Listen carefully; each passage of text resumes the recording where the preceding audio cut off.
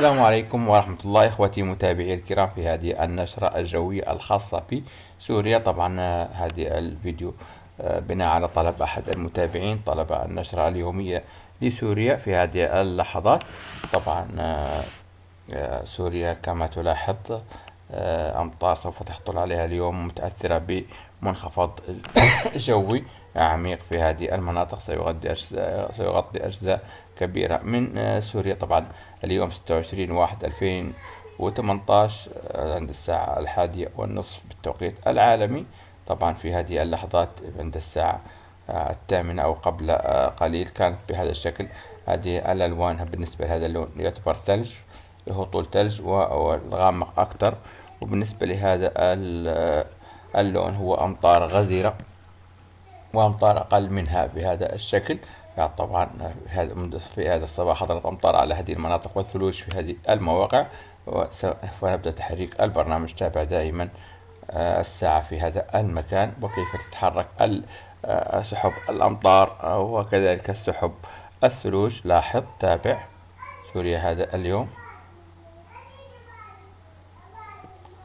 لاحظ هذا تقريبا بعد في مساء اليوم ستكون بهذا على حلب وهذه المناطق أمطار غزيرة وغزيرة جدا. طبعا في هذا الأثناء كانت على دمشق. طبعا في هذا المساء ستكون غزيرة على حلب بعون الله. نحرك البرنامج قليلا. هذا فجر الغد ستكون على الوسط سوريا، كما أن الأمطار تزال تهطل على حلب والمناطق الساحلية أيضا أمطار بعون الله، وكذلك على لبنان طبعا ثلوج بهذه المناطق.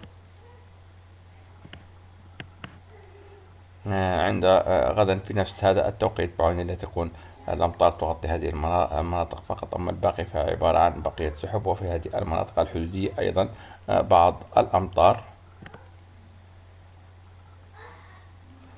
المنخفض الجوي يبدأ في المغادرة على سوريا نحو العراق، كما أن منطقة في هذه المناطق على غزة وعلى فلسطين وعلى سيناء أمطار غزيرة بعون الله.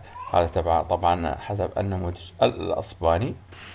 كان هذا كل ما لدينا. لا تبخلوا علينا بلايك وسبسكرايب للقناة ليصلكم كل جديد. وإن كان لكم أي سؤال أو استفسار عن أي مدينة أو منطقة في العالم، ليس في الدول العربية فقط بل في العالم، ما عليك إلا أن تضع رد واستفسارك، وبعون الله نكون سعداء في الرد عليك.